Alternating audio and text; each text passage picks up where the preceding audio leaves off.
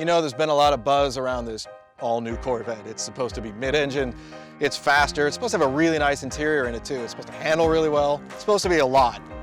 I'll believe it when I see it.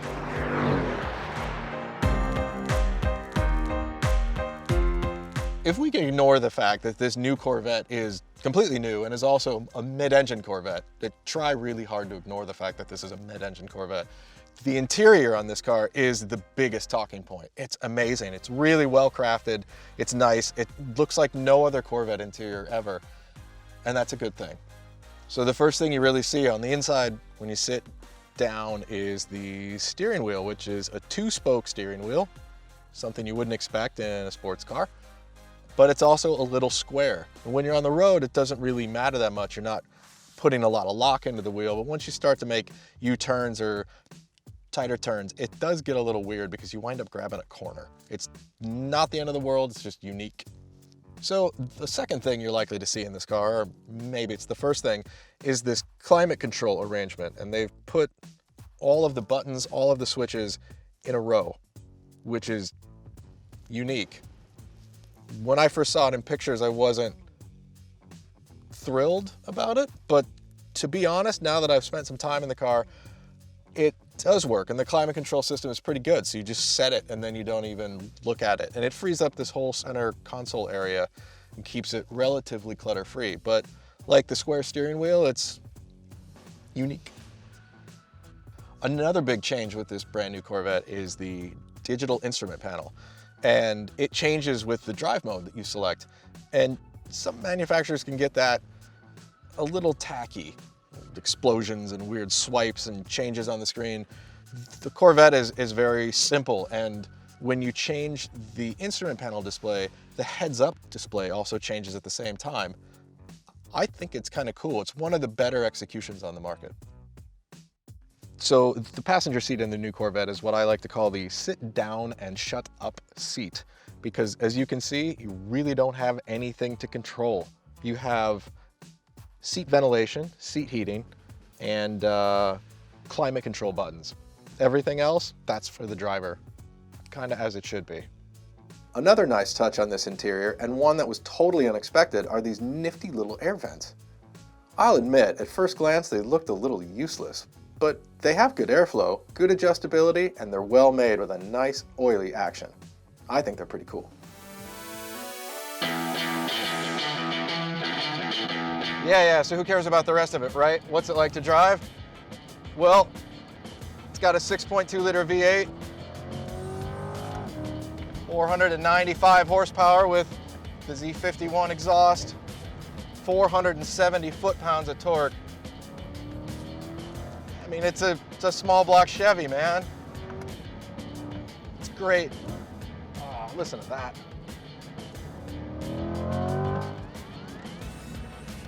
There's only one transmission offered in this, and it's an 8-speed automatic. Now, before you get all sad and wish that they made a manual, I can tell you that the time I've spent in this car, I have never wanted for a manual. This transmission is very smooth and quick acting, and the shifts are seamless. Listen to that. And as an added bonus, these shift paddles are heavy. They're metallic. They feel really good. It's extra confidence, and it just makes the whole car feel better and more upscale than it's ever felt before. The way this thing shifts, downshifts really quickly, upshifts quickly, everything is seamless and smooth, and the car is never upset by the transmission. For all the power that this car makes, that's something to really celebrate. I wouldn't even buy a manual transmission in this car if they offered it. Yeah, you can take away my performance driving card if you want, I don't care. That's a Lotus Elise. How fast is it? Well, we were able to take it to our test track and put the car through its paces, so let's go see how that went. First off, yes, these numbers aren't as quick as we were expecting, but since we didn't have access to 93 octane, we only get 91 octane in California, and we use a fairly standard asphalt surface, we were limited on outright traction. The Vette spun its wheels through most of first gear, even with launch control. So these are real-world numbers. And hey, 3.2 seconds to 60, 11.5 seconds at 118.7 miles an hour through the quarter mile is nothing to sneeze at. 105 feet from 60 miles an hour is pretty solid. There's good consistency and stability. Of course, wider, grippier tires would easily shave off another 10 feet. We suspect they're saving those for the inevitable Z06. Pulling 1.09 on the skid pad puts the Corvette in some pretty rare company. And that's with Pilot Sport 4S's and a fairly narrow 245 section front tire. Sure, we could talk about how it needs more tire, but this number speaks volumes about the chassis, suspension, and differential tunings. FYI, that number was pulled in track mode with ESC fully off.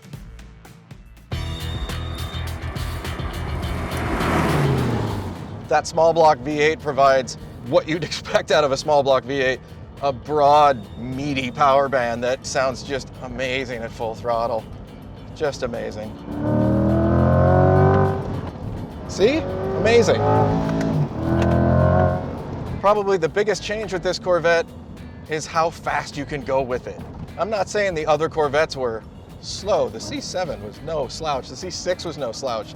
Any Z06, ferocious, but you had to be really careful with them. And unless you spent a lot of time in an older Corvette, it took a while to get to know the car. And they could catch you out. They could catch out experienced drivers simply because the front axle didn't really tell you what was going on, how much grip you had left, you know? In this car, it's talking to you constantly. I know right where the grip is on the front end. Also, unlike those older Corvettes, the back end on this car behaves itself. 495 horsepower in this trim, follows the front, helps power you out of corners. I am not afraid of this car on this road, and I wouldn't be driving a C7 or a C6 Corvette anywhere near this quickly. In order to drive on a road like this, as hard as you want to drive on it, you need good brakes too. With the Z51 package, you get good brakes. I think they're 13.6 inch in the front and 13.8 in the back. I hope I got that right.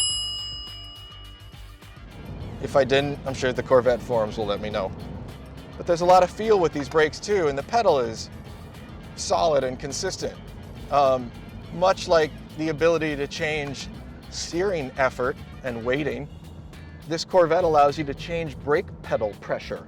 So if you like a harder, more immediate pedal, you can punch it up. Just punch it up on the screen and you can change it. That changes with the drive mode as well.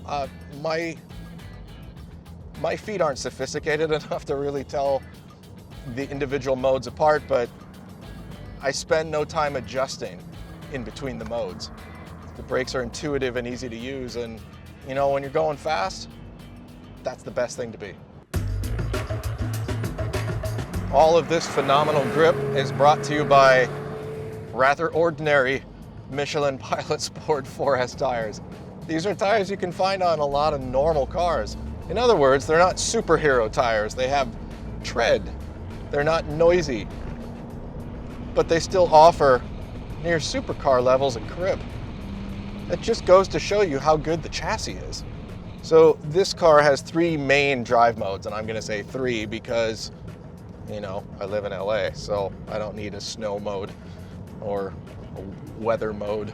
You've got the touring mode, which is what we're in right now. And it just slackens off the shocks a little bit. Really good compliance. This is a pretty bumpy road, and I'm not that upset. It also tones down the exhaust. You get lighter steering feel and a slightly less jumpy throttle. Moving into sport mode, everything kind of gets a little bit more intense. The throttle becomes more sensitive. Ride becomes a little bit more firm, as you can probably see.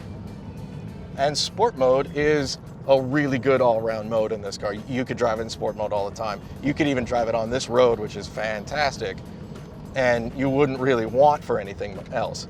But there is a track mode. The track mode is not silly. I've driven cars with track modes that like try and knock the fillings out of your teeth. This car with the Magnaride shocks gets track mode right. So I've got two complaints with this car. They're not really serious complaints because you don't have to get these things, like this tan This tan causes reflections all through the windshield. It's really annoying, but you can get it in black, so just buy it in black. So the other complaint I have are these seats. Now, these are the competition seats, and I know that I'm not a small man, but I'm not that big. I'm 6'1", like 210 pounds, but these seats pinch my legs to the point where it's uncomfortable. But just like the tan leather up here, you don't have to get these seats. You have two other options, the regular seat and you have the GT2 seat. I'd get the GT2 seat. So the Corvette's an automatic. Will the Corvette do a burnout? Of course the Corvette will do a burnout. Turn traction control off, pull the paddles to put it in neutral, ride the rev limiter. Oh, proper burnout. So maybe it's a good thing that we didn't have as much time in the Corvette as we wanted to, because I think if I kept driving that, I'd get arrested. It's really fast. It's so composed and so easy to drive on any manner of roads. Even on the open highway, it's a total piece of cake. This mid-engine car has ushered in a whole new era for Corvette, and I think it was about time. So what does this car compete with? It is basically a mid-engine supercar, but it doesn't cost as much as a mid-engine supercar. It's about half the price or less. So a base Corvette is 60 grand. The one that you see behind us, it's pretty well optioned up, but that's still about 83,800 bucks, I think. In that car's price range is now the BMW M4, which is slower. It's the Shelby GT350, which is slower. It is the Porsche 718 Cayman S, which is slower and does not have a rad V8 engine in it. And there are probably a couple other cars in the class that I have missed simply because I can't remember them, because they don't make as much of an impression on me as this thing does. It's really that good. I'm genuinely surprised at how good this car is. So yeah, this is a shorter video than you'd probably like, and we really need to get into the minutia about this car, but we didn't have a lot of time. But fear not, Edmunds has bought a 2020 Chevrolet Corvette. That's right, we bought one, and we're gonna keep it for a year. So subscribe so that you don't miss any of those upcoming videos, probably late January, early February.